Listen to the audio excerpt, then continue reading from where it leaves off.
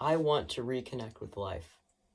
I want to wake up and not feel drained after I haven't done anything. I want to wake up and be excited. And I do have that excitement deep down, but when I think about the responsibilities that I have, they don't feel like responsibilities that come from a want. They feel like responsibilities that come from the pressure that society has put on me to do those things. Intentional and community based living, I believe, is the solution for many people who feel like me. When I think of places I was the happiest and the healthiest, I think about places such as Orcas Island in Washington and Portland, Oregon, where I was born and raised. I think about living in RV parks in Texas. I think about when we stayed on Lake Pontchartrain in a 40-foot RV for a month, and how I spent that whole month walking around New Orleans and getting excited and dreaming of a life I could have and reading books and talking to random people in the street. I actually met up with somebody I met online that I'd never hung out with before ever. What did I like about these places? I remember community gardens. I think about how beautiful the scenery was. I think about the huge, huge pine trees, and I think about how the legends and the folklore of all those areas were talked about. And, maybe not in Portland, Oregon, but at least, I knew who was there first and about their legends and their history and their culture. I have recently challenged myself to live seasonally, and it has been wonderful. I am not fully there yet because the rest of my life still needs to catch up to that mindset, but I've challenged myself to take it slow in the winter. When New Year's hits, I don't go, oh my gosh, I have to change my entire life. I go, here's what I want to do in the next few months. I'm going to plan it all out because in the winter, that seasonal depression is crazy. Uh, But deep in my head, even if I'm seasonally depressed, I still have wants and aspirations and goals. Take it slow in the winter, brew on your desires and goals. And then when the spring hits, start doing. Get into a new routine and just go. Just do it all. Start stuff. Can you finish it? Maybe not. If you're like me, probably not, but you could start it. Uh, Once the summer hits, your free time starts to come in, release some of those bad habits you had. Maybe you got in the swing of things with school and um, you started getting used to staying up till 1 in the morning, like I'm doing right now. Maybe stop doing that. Release some of your bad habits, uh, but also embrace flexibility. Maybe you stop staying up till 1 to finish your homework on Sundays every night, and instead, sometimes you stay up late, and sometimes you go to bed at a reasonable time because it's summer and you can do whatever. Um, do the fun stuff you've been wanting to do. Do the stuff that you're like, God, I wish I could do this right now, but I have work tomorrow. Go do it. Get it done. And once the fall rolls around, think about being more introspective. Think about productivity and do it. Get the stuff done, focus, and finish those things that you started earlier. With this whole seasonal living, maybe you're not going to do it exactly like that. That's fine. Figure out what works for you. Think about how your body physically feels. When you wake up, don't go, all right, what's on Instagram? Wake up and think. Normalize rest. Are you overwhelmed and stressed? Take a break. Normalize realistic goals, but also challenge yourself to grow and hold yourself accountable. Sustainable habits. I'm big on this one. Again, I'm from Portland, Oregon, so of course I'm big on this one. But um, I find that when I use stuff until it breaks and there's holes in it, I feel like my money has been well spent. And um, when something is too small on me, I give it away to a friend or I upcycle it and then I get a little bit of profit off of it. When there's a hole in my jacket, I go, honestly, this would be a dope spot for a patch, and then I mend it and I keep wearing it instead of wasting my $50 that I spent on a cool Levi's jacket. Um, Focus on what's authentic to you. What do you want to wear? What is a style that you've liked your whole life? What did you want to wear in fourth grade, but you were too embarrassed to do it? What did you get made fun of in middle school for wearing? Now that you're an adult and most people aren't going to just sit and blatantly bully you like that, wear it. Don't hop on Instagram Reels and look at comment sections making fun of people for being authentic to themselves, because then you're probably not going to want to be authentic to yourself. Just do it. Just do the thing that you want to do. Dress the way you want to dress.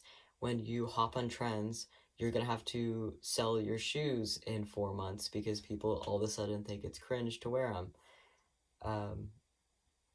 And maybe don't blow almost $200 on a pair of demonias if you're not going to wear them. Or if you're going to wear them for a year straight and then the moment they're deemed cringe, you go, oh, I don't know if this is going to look really good with any of my outfits anymore because I'm not a raging emo anymore. I'm just sometimes emo. Really, like, focusing on style and subculture is not sustainable because eventually you're going to run into a problem with those things or you're not going to feel aligned with it anymore. Just dress the way that you want to dress. I feel like it's a pretty simple concept. Prioritize function as well. If you buy fast fashion, that stuff's going to shrink in the dryer. That stuff's going to break. You're going to sweat and it's going to smell weird because it was made with plastic. Embrace personalization while avoiding hyperconsumerism. You don't need 3 water bottles, you can have one. You can put some green tea in your water bottle and then wash it out when you get home. It's fine. You don't need a glass tumbler from Amazon with a straw and a little bamboo cover on the front. It's really stupid. You don't need it. Prioritize your local community over pressuring yourself to change the world. When there's an issue in the world, not everyone is going to be protesting. Some people are going to be teaching the kids they work with about those issues. Some people are going to be educating their older family with more dated beliefs on why that belief isn't really valid anymore. Some people are going to be holding those conversations with their friends and their family. You can't change the world from your room, but you can change the community around you in a couple of months, or maybe a year, maybe a few years. It's much more realistic to focus on your local community, and it also, I feel like, makes you go less crazy because you can actually do that. And then, you have people around you that agree with you, and maybe if they don't agree with you, they challenge you to have better beliefs. And when you focus on your local community, you're building them up, and then you have like 50 people fighting for a cause as opposed to you in a Reddit comment section. You can change the world, but not yet. So if 50 people and you are trying to change the world, you might actually make a pretty big difference. Build your community first. Decenter career path as your worth. Because honestly, the idea and concept that when you go to college and you pick a major that your entire life is going to be dependent on it is crazy. I'm having a bit of an existential crisis right now because I'm going, do I really want to be an English teacher for forever? Maybe I want to go into anthropology. I can do those things. I can do both of those things. But the world has made it so that my major in college defines my entire life. And I, right now, versus me a year and a half ago are completely different people. So, of course, me right now and me in 20 years is going to be different. I'm not going to want the same things as me right now. I can focus and prioritize things that I want right now, and I can still hold myself accountable and build a good future for myself without putting all that pressure on me to build a good future for the rest of my life. Because I'm going to be me for the rest of my life. If I'm always challenging myself to do better, then I will create a good future for myself as the years go by. I don't need to create that good future for myself right now. Regardless, your career path doesn't define you. You define you. Your actions define you. It's kind of similar to the idea of, I'm about to get controversial here, but there's no hate like Christian love. Now hear me out. I'm not speaking on Christians as a whole. I'm speaking on the people that preach all these ideals and then they actually aren't even following the ideals that they're preaching and they're just being hateful. That is similar and relates in the same way to the choices you make. Tell me everything about you that I need to know. If you're a good person, you're going to act out of love and out of care. And if you tell me I love you, I should believe it. If I think about the things you've done, I should go, yeah, you do love me. Thank you. I love you too. I shouldn't go, are you sure?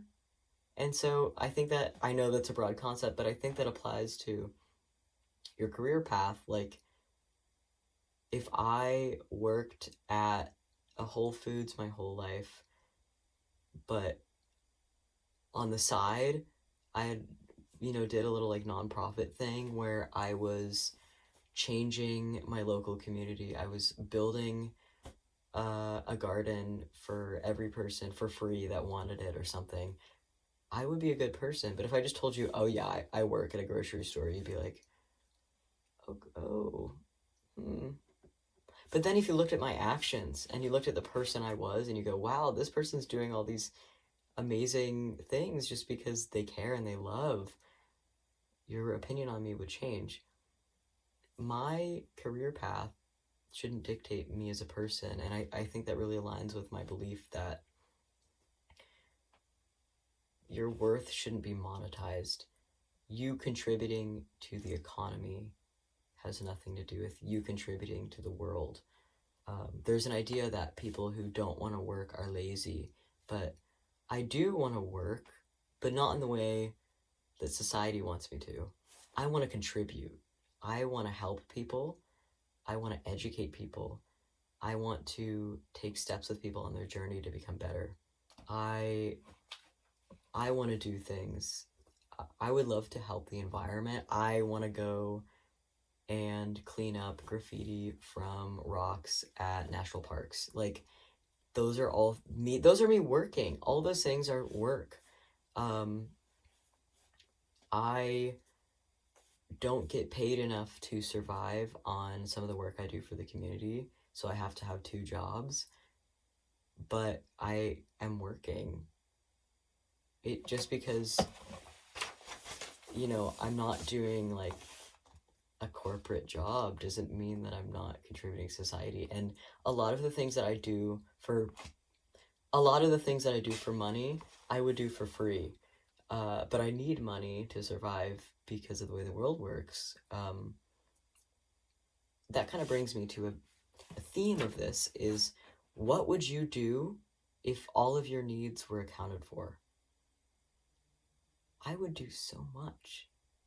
Oh my gosh. If I didn't have to worry about bills, I would be doing way more. I'd write a book right now. But I don't have the free time for it because I have to work. I have to work 2 jobs.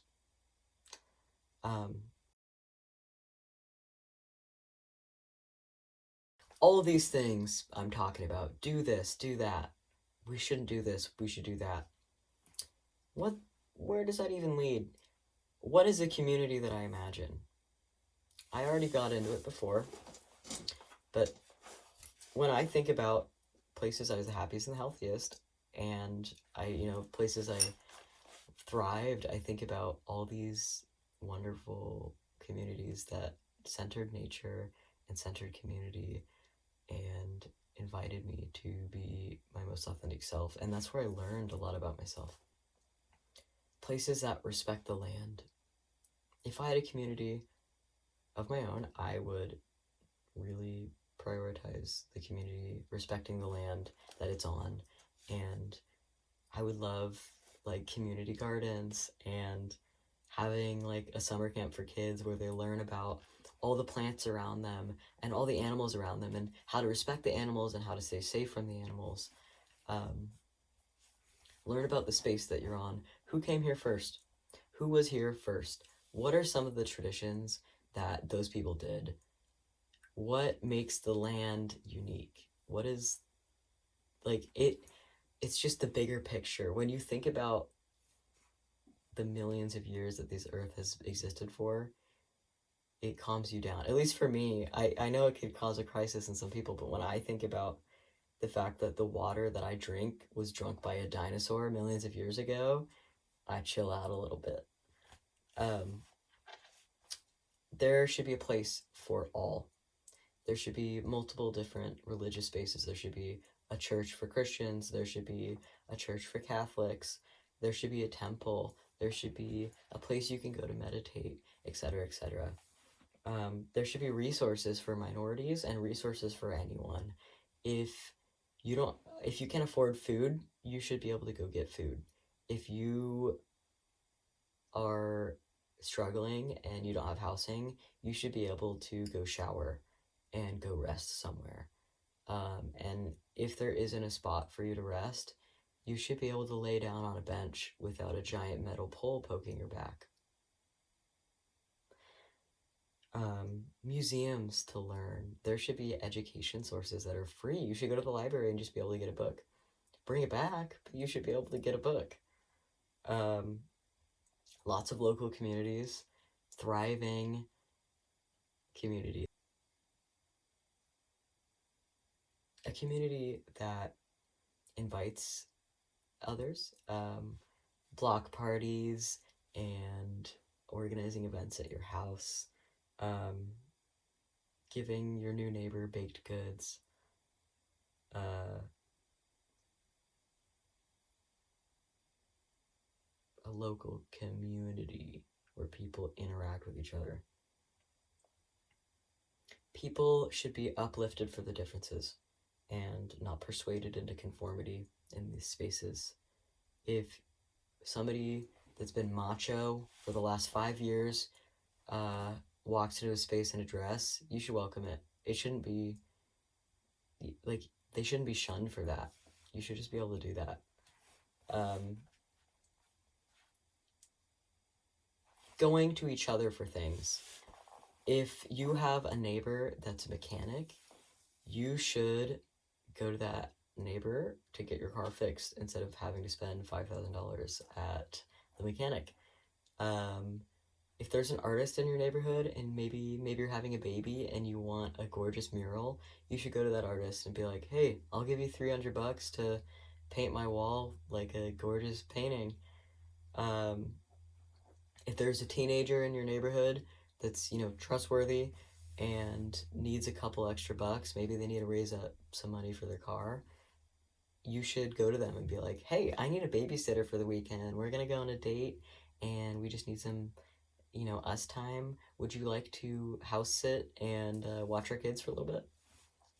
Um, in summary, I really think that a good community that and a world that shapes um, connection and challenges us to do better and is intentional um, and is communal should prioritize connection and learning and growth and progress and nuance as well.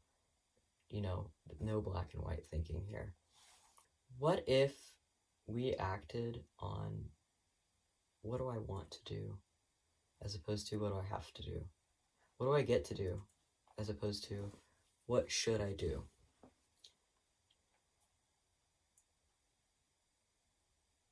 Right now, do you feel like you respect your body and mind's needs? Authentically, genuinely. Take a moment and think, do I feel like I'm respecting my body and my mind's needs? If even a little part of you is like, I don't know, something needs to change, because you cannot show up as your authentic self without respecting your own body and your own needs. If all of your needs were met, how would your choices change? If you didn't have to worry about rent, if you didn't have to worry about water, if you didn't have to worry about paying for food, if you didn't have to worry about,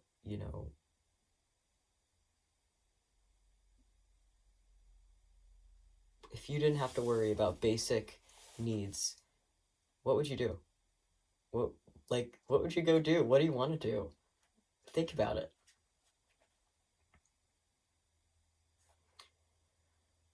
When we care deeply and act out of love for our earth and our peers and life, things become more enjoyable. And when we enjoy things more, we ultimately end up having more energy and more passion and more inspiration. What would you do if you enjoyed things more? When we transform our spaces into ones that challenge us to do better, to imagine how many. When we transform our spaces to spaces that encourage us to do better, that transform us, that inspire progress and change, and to ones that take care of us, to ones that help us thrive, imagine how many feats we could accomplish, how many things would change, how much we could do. Just, I can't even imagine it.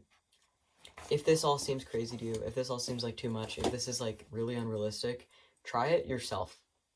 Don't think about the whole world changing. Don't think about your entire city changing. Don't think about your whole family changing. Just think about you. Think about you. Think about you changing. And if you're even a little bit curious, just try doing these things in your own life and see how you feel.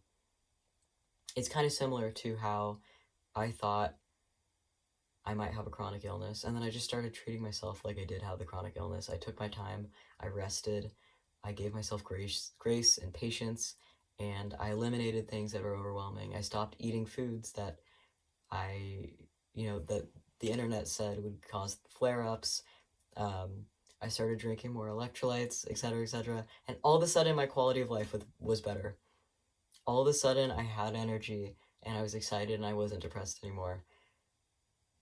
Can you imagine if you started doing these things to change your community, and you just did it for yourself, and all of a sudden like things are easier and you're happier and you're inspired and you want to do more, and then your friend is like, hey, you seem really different, you seem really happy, like what's going on? And you explain this, and they go, you know what, okay, I'll try it out for myself, because maybe the whole world won't change right now. And you build a community, and you slowly, more and more people do it.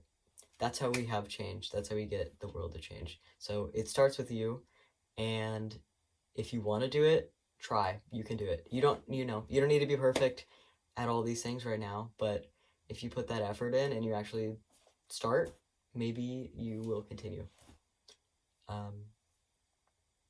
Peace and love. Take care of yourself.